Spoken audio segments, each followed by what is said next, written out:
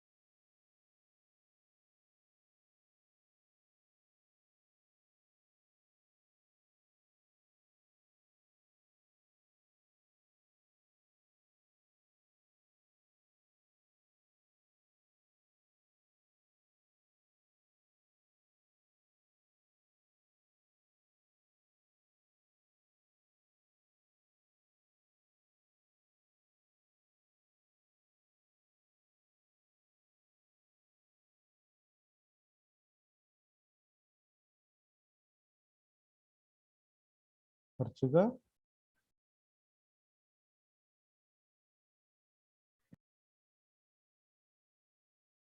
Archika, yes sir. आज सुबह नहीं आई थी? सर थी। तो ठीक है। ये बताओ जरा कि जो सुबह पढ़ाया था मैंने तुम्हें। सर हाँ बोलो। सर वो अदिति को बुखार हो रहा है तो वो इसलिए अटेंड नहीं कर रही आज की क्लास। कोई नहीं, उसे कह देना जब उसका बुखार ठीक हो जाएगा तो बता देना, मुझे वीडियो सेंड कर दूंगा, उसे देख कर काम चला देना।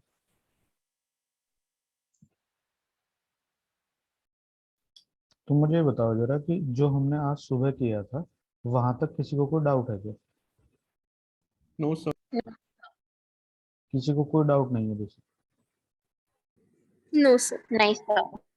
देखो मैं तुम्हें थोड़ा सा, ये इंपॉर्टेंट है क्योंकि दोबारा एक्सप्लेन कर देता हूँ कि अगर एक फंक्शन है एक्स डिपेंडेंट, तो हमें इसका जो ग्राफ है अगर वो इस तरह से हम देखते हैं तो इसके ऊपर हम डिटेल में कैलकुलस पढ़ाते टाइम बात कर चुके हैं कि जहाँ पे भी मैक्सिमा मिनिमा बनते हैं वहाँ पे सब जगह dy upon D x zero होता है। तो बेसिकली ये पॉइंट कौन से हैं जिन पे tangent parallel to the x axis है, वो हमें dy बाई डी एक्स को जीरो पुट करने से मिल जाएगा। उनमें से कुछ थोड़े हाइटेड होंगे, कुछ थोड़ी लोअर हाइट के होंगे, तो कुछ मैक्सिमाज होंगे, जैसे यहाँ दो मैक्सिमा है एक मिनिमा है, तो सब जगह dy by d x zero है। इनमें से कौन सा मैक्सिमा है कौन सा मिनिमा है वो हम सेकंड डेरिवेटिव से चेक करते हैं।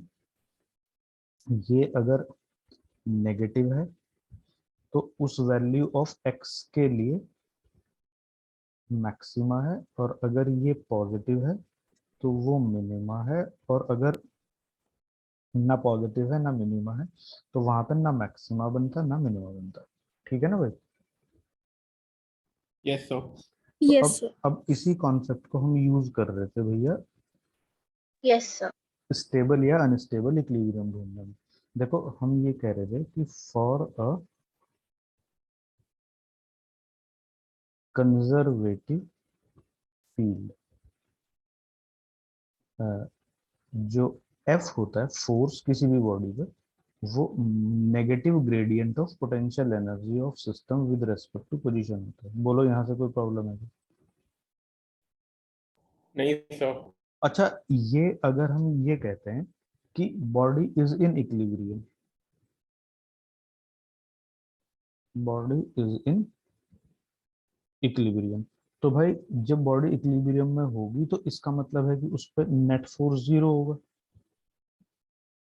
जब उस पर नेट फोर्स जीरो होगा तो इसका मतलब फोर्स की वैल्यू ये है जीरो होगी। बोलो। हाँ सर। अब ये देखो कि ये एक तरीके से जो ये वाला एक्सप्रेशन है, क्या तुम्हें ये पोजीशन डिपेंडेंट पोटेंशियल एनर्जी का फर्स्ट डेरिवेटिव नहीं दिखाई दे रहा क्या ये? Yes sir. तो हम कह रहे हैं कि इक्विलिब्रियम पे फर्स्ट डेरिवेटिव जीरो है, और किसी भी फंक्शन का हम फर्स्ट डेरिवेटिव जीरो रखते हैं टू चेक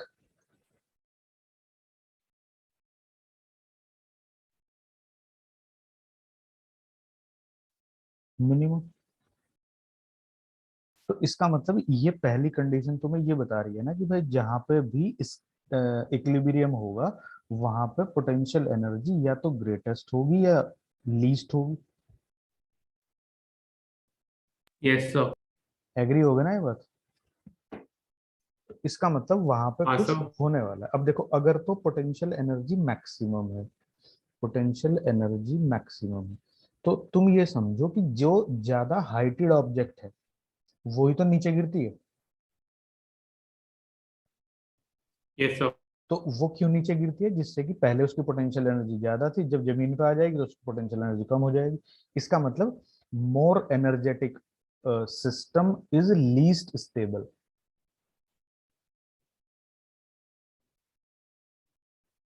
नहीं समझ रहे? बोलो। आवाज ही नहीं आ रही भाई तुम्हारी। अरे मेरी चली गई क्या आवाज? हेलो। आ रही है सर। हाँ मैं ये कह रहा हूँ कि जो ज्यादा एनर्जेटिक सिस्टम होता है वो मैक्सिमम अनस्टेबल होता है, लीस्ट स्टेबल। तो जैसे ये सिलेंडर है, इस सिलेंडर को धक्का दो तो ये देखो ये सिलेंडर ऐसे गिर जाएगा ना जमीन पर। Yes sir. तो यहाँ उसकी पोटेंशियल एनर्जी ज्यादा है या यहाँ ज्यादा है? फर्स्ट केस जब में। खड़ी है फर्स्ट तब केस पे। में। अब ये पोटेंशियल एनर्जी यहाँ नीचे आ गया, चूंकि ये थोड़ा सा पहले से इसका मास डिस्ट्रीब्यूशन तो कम होगी, तो जरा इसको धक्का दे के दिखाओ इसका क्या होगा? कुछ भी नहीं होने का, वहीं पड़ा रहेगा। तो Yes, sir. कोई यस भी सर। सिस्टम जो हाईली एनर्जेटिक है वो लीस्ट स्टेबल है। तुम देखो जो एटम बॉम्ब नहीं होते, अगर तुमने यस सर। थोड़ा एटम बॉम्ब से Yes. रिलेटेड कोई चीजें पढ़ी हो, उनमें भी जो न्यूक्लियस होती है वो अनस्टेबल होती है। तो उसमें से रेडियो एक्टिव डिके शुरू हो जाता है in order to achieve a stable nucleus. Yes sir. तो वो भी एनर्जेटिक है, वो भी अपनी एनर्जी रिलीज करके स्टेबल इक्विलिब्रियम बना रही है। तो जिसकी पोटेंशियल एनर्जी ज्यादा होगी, तो पोटेंशियल एनर्जी इज मैक्सिमम। किसकी पोटेंशियल एनर्जी मैक्सिमम होगी? जिसके लिए इसका सेकंड डेरिवेटिव नेगेटिव होगा। बोलो। Yes sir. और पोटेंशियल एनर्जी मिनिमम होगी जिसके लिए इस पोटेंशियल एनर्जी का सेकंड डेरिवेटिव पॉजिटिव होगा। अब पॉजिटिव। अब जहां पोटेंशियल एनर्जी मिनिमम है, जहां पोटेंशियल एनर्जी मैक्सिमम है, तो वो बॉडी लीस्ट स्टेबल है। बोलो। Yes sir. इसका मतलब कौन सा वाला इक्विलिब्रियम है? अनस्टेबल। Unstable equilibrium. और जिस पोटेंशियल एनर्जी को हम मिनिमम कह रहे हैं वो स्टेबल। स्टेबल। स्टेबल इक्विलिब्रियम है। एक तीसरी है भाई जिसमें पोटेंशियल एनर्जी जो है वो जीरो है, तो वो ना स्टेबल है ना अनस्टेबल। यहाँ तक। न्यूट्रल। हाँ वो न्यूट्रल। तो अगर हमें इक्विलिब्रियम का टाइप आइडेंटिफाई करना है तो पहचान लोगे ना, कैसे करेंगे? Yes sir. वो बेसिकली तुम्हें पोटेंशियल एनर्जी का एक्सप्रेशन ही देगा, उसी से पूछेगा भाई तुम्हें। चलो आगे। Yes sir. ये भी यस। काफी इम्पोर्टेंट, मतलब इसमें चीजें हैं छोटी छोटी पर उनका यूज काफी इम्पोर्टेंट है कि हम उनको यूज किस तरह से करते हैं। देखो जरा ध्यान से। अगर हम कहते हैं कि अपने पास में हमें पढ़नी है भाई, क्योंकि पोटेंशियल एनर्जी भी तो कई तरह की होती है। Gravitational potential energy. तो इसमें अगर हम थ्योरी में लिखेंगे तो हम कह देंगे कि it is the energy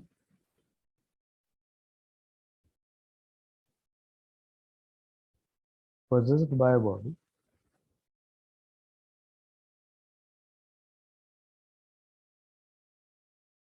due to its state। State मतलब इसकी position in the gravitational field. Yes, sir. मतलब ये एनर्जी कोई बॉडी पोजेस करती है कि ग्रेविटेशनल फील्ड में उसकी पोजीशन क्या है। तो जो उसकी पोजीशन है उससे रिलेटेड जो उसकी वर्क करने की कैपेसिटी है वो उसकी gravitational potential energy. It is the हाँ सर। एनर्जी पोजेस, या हम लिख देंगे it is the working ability. कोई चीज वर्क कब करेगी? जब उसके अंदर एनर्जी होगी तभी तो करेगी। Working ability possessed by a body due to its state or position in the gravitational field। जैसे तुम ये समझो कि अगर तुमने देखा हो कि अगर मेरे पास यहाँ पे एक डैम है, ये यहाँ पानी भर रहा है, ठीक है ना। तो इस पानी को अगर तुम ऊपर से नीचे गिराओगे तो ये एक यहाँ मोटर के साथ टरबाइन कनेक्टेड होती है, तो इसके पंखे पे आके गिरेगा तो ये फिर इस जनरेटर को घुमाएगा। तो इस पानी को अगर तुम जमीन पे ही रखते, यहाँ इतने ऊपर इकट्ठा ना करते, तो हाइट से नीचे आया तो इस पे गिरा जोर से, तो इस टरबाइन को घुमा दिया, तुम्हें इलेक्ट्रिसिटी मिल गई। तो वो इलेक्ट्रिसिटी एक तरीके से उसकी स्टेट की वजह से ही तो है। पानी की कैरेक्टरिस्टिक थोड़ा, ये पानी को तुम जमीन पे फ्लो कराओ ये इस टरबाइन को थोड़ा चला देगा। हाँ सर, जो उसकी पोजीशन थी वाटर की हाँ उसकी भाई, वजह से। डैम इसीलिए तो बनाना पड़ रहा है ना कि तुमने 500 मीटर डैम के पीछे पानी इकट्ठा कर लिया। तो बेसिकली अब जो पानी ऊपर से गिराया जाएगा वो 500 मीटर ऊपर से गिरेगा। तो जो उसकी स्टेट है, पहले वो जमीन पर फ्लो कर रहा था, 500 मीटर ऊपर फ्लो कर रहा है, वहां से नीचे आएगा।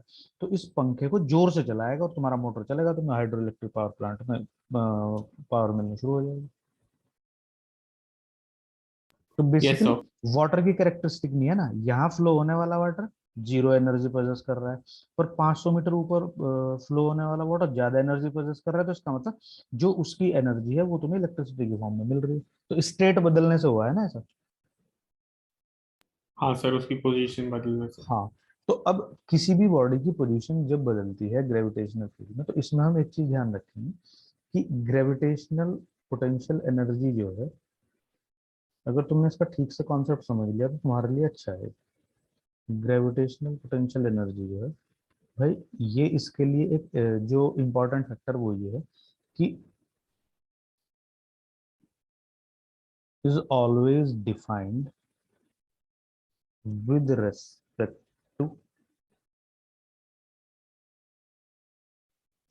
अ रेफरेंस पॉइंट। ये हमेशा ही एक रेफरेंस पॉइंट के रेस्पेक्ट में डिफाइन होती है। अगर तुमने रेफरेंस पॉइंट मार्क नहीं किया तो पोटेंशियल एनर्जी किसी भी बॉडी की इररिलेवेंट हो जाएगी, फिर तुम उसे एक्सप्लेन ही नहीं कर सकते। समझ गए ना। Yes, sir. अब देखो जरा हम कैसे करेंगे काम इसके साथ।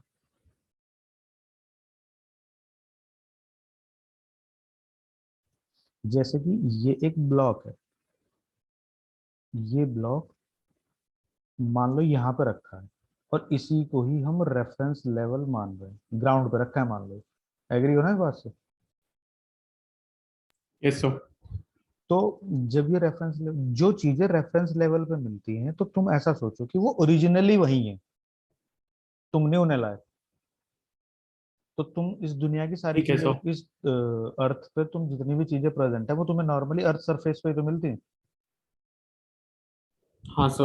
अब मान लो तुम्हें भैया एक बिल्डिंग बनानी है ये, तो तुम देखो क्या करते हो। इसकी जो तुम ब्रिक्स वगैरह देखो, सीमेंट देखो, उसका आयरन देखो, ये सब अर्थ सरफेस पे ही तो मिलता है तुम्हें। ब्रिक्स वो कहाँ से बनती है? मिट्टी से। आयरन जो है वो कहाँ मिलता है? आयरन ओर से उसको एक्सट्रैक्ट करते हैं। जो सीमेंट है वो किससे बनता है? वो भी चूना और मिट्टी से बनता है। तो ये सब चीजें यहाँ जमीन पे तैयार हो रही है। Yes sir. अब जब बिल्डिंग बनती है तो तुम ये देखो कि जो लेबर है या जो मशीन्स हैं, जो क्रेन्स हैं, वो इन सब चीजों को ऊपर की तरफ लेके जा रही है। हाँ सर। अब तुम ये देखो कि अगर तुम इनको क्रेन से ऊपर लिफ्ट कर रहे हो तो या तो वो इलेक्ट्रिसिटी ऑपरेटेड होगी, नहीं तो वो इंजन ऑपरेटेड होगी जिसमें डीजल वगैरह बर्न हो रहा होगा, पेट्रोल वगैरह बर्न हो रहा होगा। हाँ सर। और अगर तुम्हें मान लो उसको ह्यूमन एफर्ट से कंस्ट्रक्ट करना है, तो आदमी घर से सुबह सुबह खाना खा के चलता है, उस खाने को वो यहाँ पूरा का दिन इस सारे सिस्टम को ऊपर लिफ्ट करने में पूरी एनर्जी बर्न करके रात को थक के घर चला जाता है, अगले दिन के लिए फिर खाना खाता है। Yes, sir. तो उस सारी एनर्जी को कंज्यूम करके ये बिल्डिंग जो है ये नीचे से सब चीज ऊपर ऊपर ऊपर जाती चली गई। तो इसमें जो वर्क मशीन कर रही है, जो वर्क मैन कर रहा है, वो वर्क सारा इस बिल्डिंग में लग गया।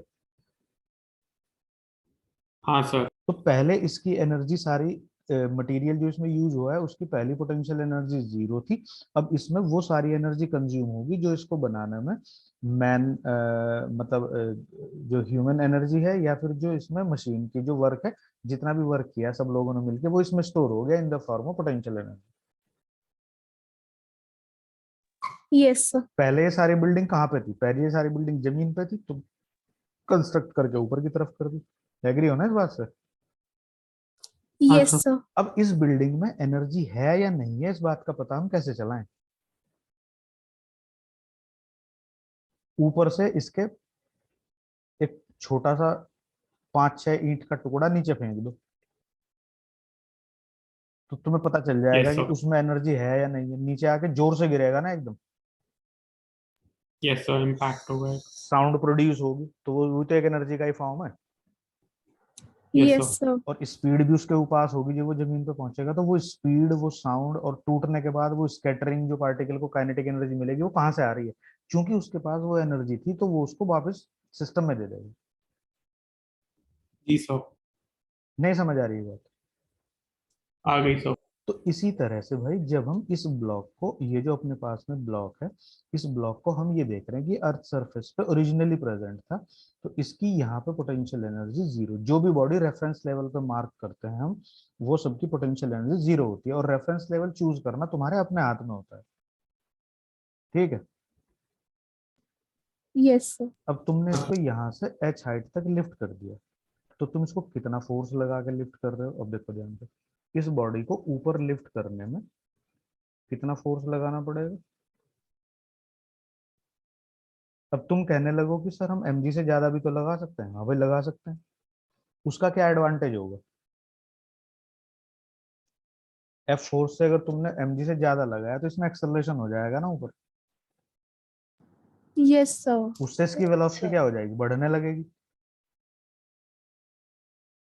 Yes yes sir. सर। तो थोड़ी देर बाद तुम देखोगे तो इसके पास वेलोसिटी भी होगी, इसका मतलब ये मोशन में होगा, तो इसके पास काइनेटिक एनर्जी भी होगी। तो उस टाइम तुम ये नहीं कैलकुलेट कर पाओगे कि पोटेंशियल एनर्जी में कितना कन्वर्जन हुआ है इस वर्क का, क्योंकि उसके साथ काइनेटिक एनर्जी भी इंक्लूडेड होगी।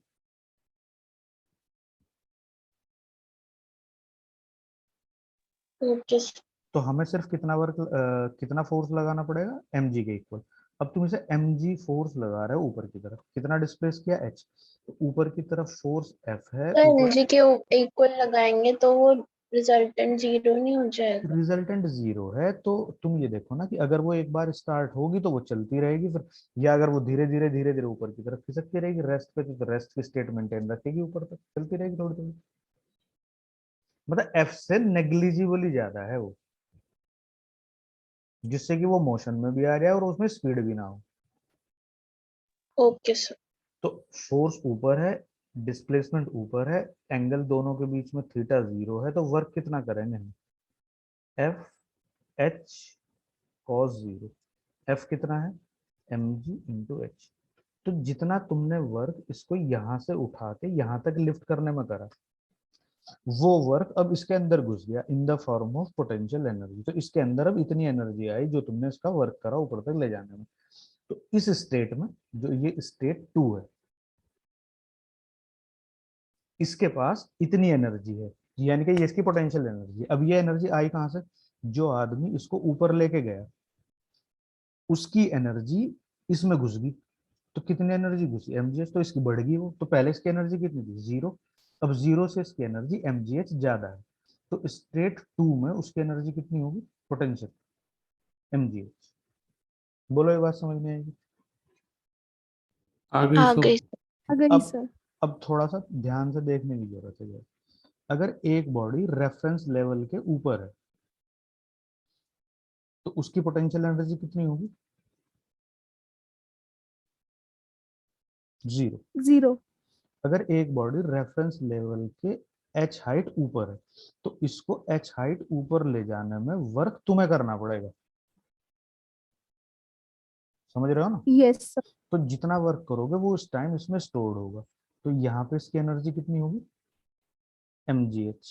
mgh। बहुत ध्यान से समझना जो मैं बता रहा हूँ। पर अगर मैं इसी को ही रेफरेंस लेवल मान लूं तो इसकी एनर्जी यहाँ पे 0 हो जाएगी फिर।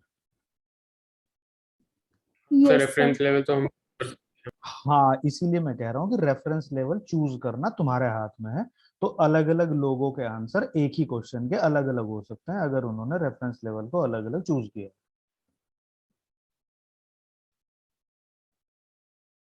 ठीक है, बोलो। Yes sir. अब तुम ये देखो कि अगर मान लो तुम भैया फिलहाल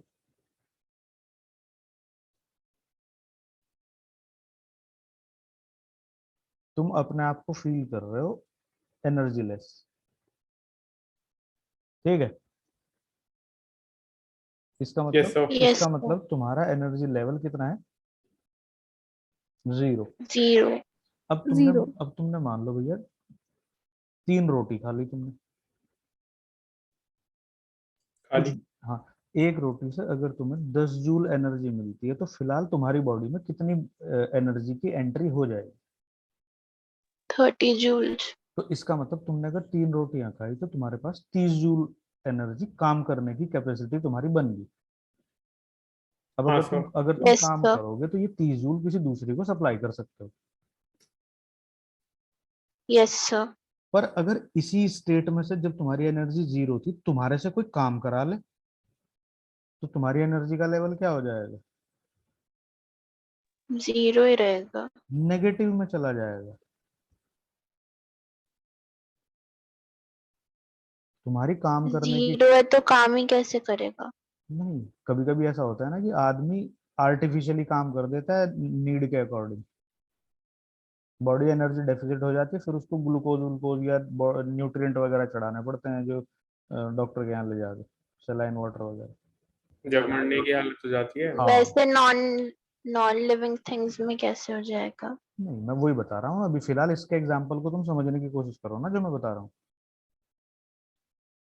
ये बात ओके समझ आ गई। सर। अब नॉन लिविंग थिंग को इस तरह से देखो तुम कि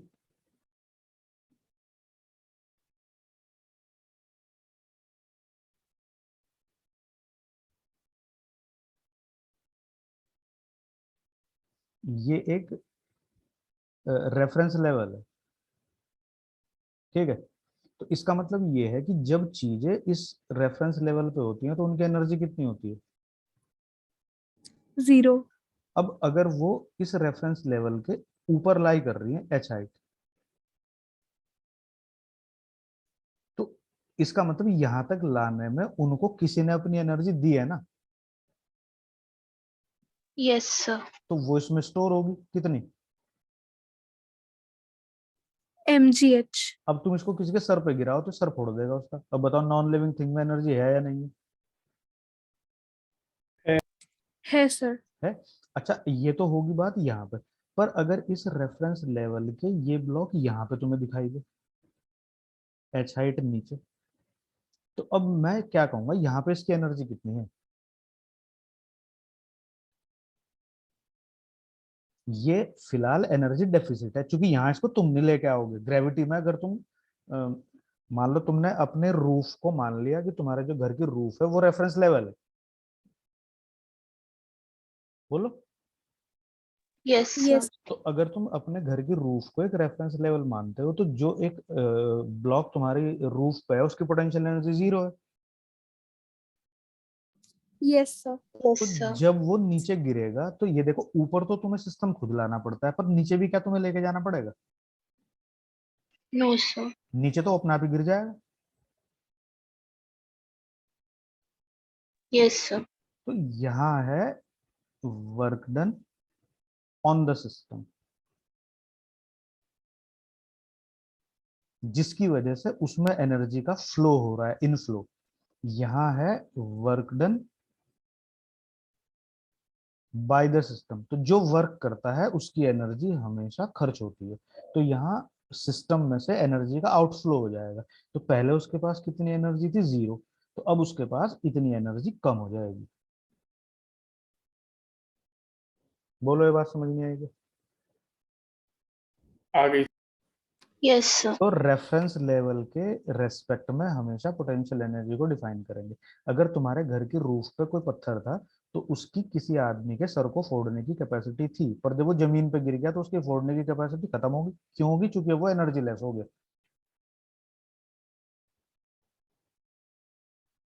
बोलो। Yes sir.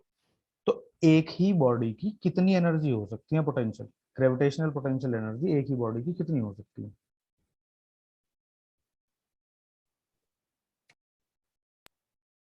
बोलो। इनफाइनाइट। हाँ, नहीं। वो इस बात पर डिपेंड करेगा कि तुम एनर्जी लेवल मतलब रेफरेंस लेवल किसको चूज कर रहे हो। जैसे अगर कोई आदमी रेफरेंस लेवल टेबल को चूज कर ले तो इस ब्लॉक की पोटेंशियल एनर्जी वो कितनी मार्क करेगा? 0। अगर वो रेफरेंस लेवल फ्लोर को चूज कर ले तो इसके रेस्पेक्ट में पोटेंशियल एनर्जी कितनी हो जाएगी? mgh, उसी ब्लॉक की। यस। और अगर रेफरेंस लेवल यस। हम कहीं ऊपर चूज कर लें तो इसकी पोटेंशियल एनर्जी हो जाएगी नेगेटिव, क्योंकि इस रेफरेंस लेवल तक जाने में ही उसे कुछ वर्क करना पड़ेगा। वहां जाके उसकी एनर्जी 0 होगी। तो इसका मतलब अगर 10 जूल वर्क तुम वहां तक ले जाने में कर रहे हो उसको, और उसकी एनर्जी रेफरेंस लेवल पे जाकर 0 हो रही है, तो 10 जूल करोगे तो -10 में +10 और ऐड करोगे तभी तो 0 होगी। Yes sir. अब ये बता दो कि पोटेंशियल एनर्जी का कुछ कॉन्सेप्ट थोड़ा थोड़ा समझ आया या नहीं है? आ यस सर, आ गया गया। सर। ये किसी एक सिंगल ब्लॉक की पोटेंशियल एनर्जी की बात हो रही है। बिना रेफरेंस के कभी भी पोटेंशियल एनर्जी डिफाइन करने की कोशिश मत करना। अब बात आती है काइनेटिक एनर्जी की।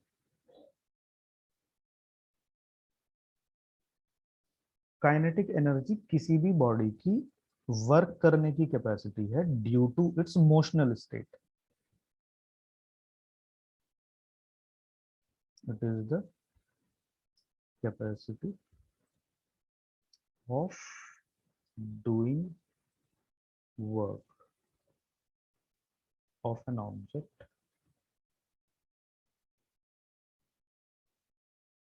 Due to its motional state. मतलब जो मूविंग बॉडीज होती है ना, ये बेसिकली उनके साथ एसोसिएटेड है। तो किसी भी मूविंग बॉडी की वर्क करने की कितनी कैपेसिटी है, समझ रहे हो? हाँ सर। Yes sir. अब इसका जो मैग्नीट्यूड अगर हमें कैलकुलेट करना है तो इसका मैग्नीट्यूड क्या होगा?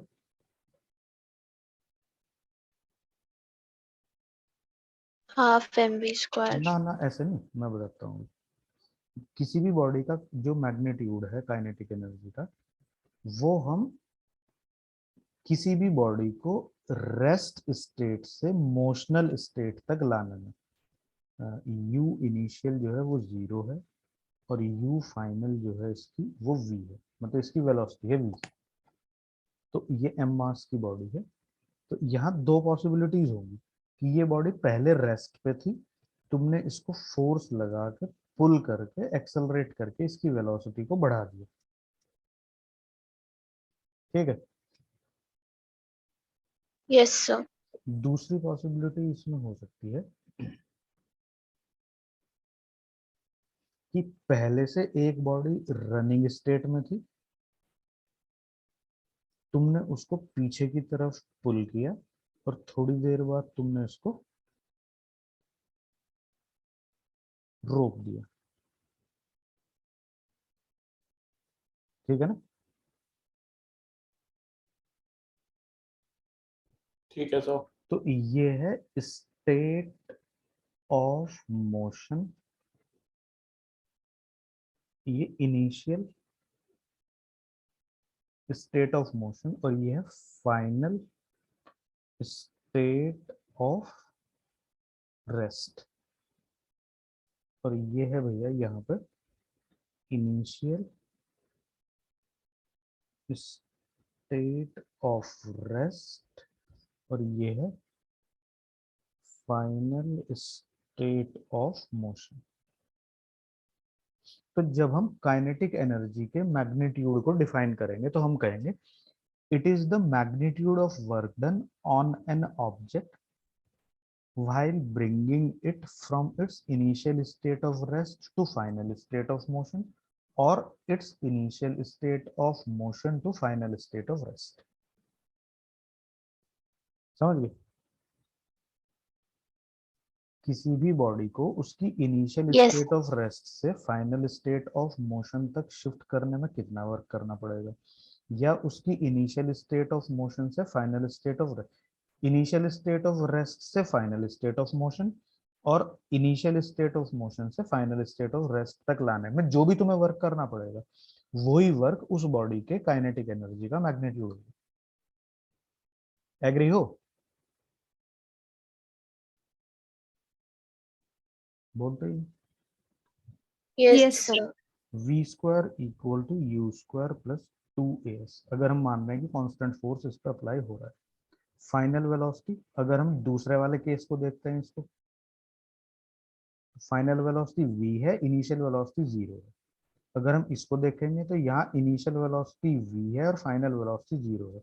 एक्सेलरेशन वेलोसिटी को फेवर कर रहा है या अपोज कर रहा है, उसके अकॉर्डिंग साइन डिसाइड हो जाएंगे। एक्सेलरेशन होगा force upon mass into s। तो अब यहाँ से देखो F into s equal to क्या होगा, हाफ mv स्क्वायर। ये बताओ ये बात समझ आई या नहीं? Yes, sir. Yes. अब ये बता दो कि यहाँ से इस बॉडी को under the action of force s displacement तक ले जाने में, जबकि दोनों का एंगल 0 है, कितना वर्क करना पड़ रहा है? F डॉट ऐसी तो करना पड़ रहा है, F इंटू एस। और अगर ये फोर्स किसी एंगल पे होता तो फिर मैं उसका F cos theta component Half mv square. हाँ, तो ये है work done, force into displacement. क्योंकि फोर्स पैरेलल है डिस्प्लेसमेंट के, अगर ये फोर्स किसी एंगल पे होता तो फिर मैं उसका F cos थीटा कंपोनेंट ले लेता तो ये डॉट प्रोडक्ट आ जाता। तो ये देखो कि वो कितना मैग्नीट्यूड है, वर्क डन का मैग्नीट्यूड है हाफ mv स्क्वायर। तो बेसिकली मैं कहूंगा कि this magnitude of work is equal to kinetic energy of a moving body.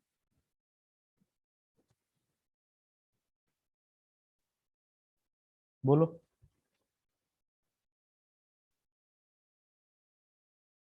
किसी को कोई प्रॉब्लम है क्या भाई यहाँ पे? No, sir. No, sir. हाँ, तो काइनेटिक एनर्जी का अगर तुम्हारे से कोई मैग्नीट्यूड पूछे तो उसे तुम क्या बताओगे कि इसका मैग्नीट्यूड उस वर्क के इक्वल है जो वर्क इस बॉडी को रेस्ट की स्टेट से मोशन की स्टेट तक या मोशन की स्टेट से रेस्ट की स्टेट तक लाने में कोई एक्सटर्नल ऑब्जेक्ट इस पे करती है। उसको हमने प्रूफ चेक कर लिया कि ये मैग्नीट्यूड वर्क डन आता कितना है, भैया हाफ mv स्क्वायर आता है। तो बेसिकली काइनेटिक एनर्जी इस वर्क के अकॉर्डिंग हाफ mv स्क्वायर हो जाएगा। सही है ना? Yes, sir. अब बाकी का काम इसमें, एक तो स्प्रिंग में स्टोर्ड इलास्टिक पोटेंशियल एनर्जी का केस है भाई, और बस ऑलमोस्ट वही है, ज्यादातर एक दो क्वेश्चंस वगैरह बताऊंगा तो फिर पावर का एक्सप्रेशन बता दूंगा। तो कल सुबह ही चैप्टर खत्म हो जाएगा। कल सुबह फिर एक बार 8 सवा 8 बजे के करीब क्लास कर लेंगे, तो तुम शाम तक इसके न्यूमेरिकल कर लेना कुछ, ठीक है? सर कल क्या टाइम रहेगा? सुबह 8 बजे ही रहेगा, 8 सवा 8 के आसपास तक शुरू कर लेंगे जो भी होगा। जल्दी हो मतलब सकता है क्या सर? कितने बजे? 7 to 9। 7 to 9 तो यार इतनी जल्दी तो नहीं हो पाएगा। क्लास हाँ, थी सर 9 o'clock से। कहाँ जाना है क्लास में? ये क्या कभी भी किसी भी टाइम कर देते हैं क्या? हाँ सर, पागल हैं ये लोग। पिछले दिन आता है इनका। हम्म। हाँ सर, कुछ भी टाइम रख देते हैं, पिछले दिन मैसेज करते हैं कि कल इस टाइम से इस टाइम है। इन्हें ये बात पता चल गई है कि तुम्हारे यहाँ पढ़ता है? पता नहीं सर। वाले नाटक सभी करते हैं ज्यादा। तो मैं एक काम करूंगा ना, मैं 8 बजे से 9 बजे तक की कोशिश करूंगा कि खत्म हो जाए, क्योंकि मुझे 2 चीजें करानी है कल।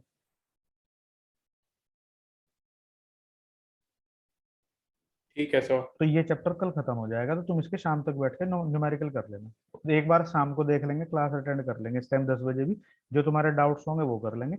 इसके 64 डाउट्स जितनी जल्दी खत्म हो सके 2 दिन में कर दो। इसके बाद जो नेक्स्ट चैप्टर है वो कुछ ज्यादा ही बदतमीज चैप्टर है, उसमें तुम्हें सबको 100% अटेंड रहना चाहिए पूरे जितने दिन तक वो चलता है, और उसके एक एक चीज को तुम्हें सीरियसली सीखना पड़ेगा। अब आगे के 3 चैप्टर थोड़े से क्रिटिकल, समझ गए ना भाई? Okay sir. हाँ, तो पहले से अपना प्रिपेयर हो जाना मेंटली कि तुम्हारे साथ होना क्या है, और ये चैप्टर जितनी जल्दी खत्म करो, 2-2 घंटे की क्लास करके करो, कैसे भी करो, उतना ही तुम्हारा सिलेबस दिखेगा कि अब कंप्लीट होने जा रहा है। अभी बहुत सारा सिलेबस पेंडिंग है, पर इन 3 चैप्टर के खत्म होते ही ये लगेगा कि काफी सारा हो गया। Yes sir. तो एक तो अगर तुम रात को अभी जागने वाले हो थोड़ी बहुत देर, तो इसकी प्रॉब्लम 2-4 ट्राई करके देख लेना, वर्क पावर एनर्जी की तुम्हारे से होती है या नहीं होती, क्योंकि मैंने ये बात तुम्हें पहले ही बताई थी कि ये चैप्टर सारी की सारी प्रॉब्लम करने से समझ आएगा, जो डाउट्स होंगे वो मैं बता दूंगा। ठीक है ना? Okay sir. चलो कल मिलेंगे भाई 8 से 8 बजे करीब, जो भी टाइम मिलेगा।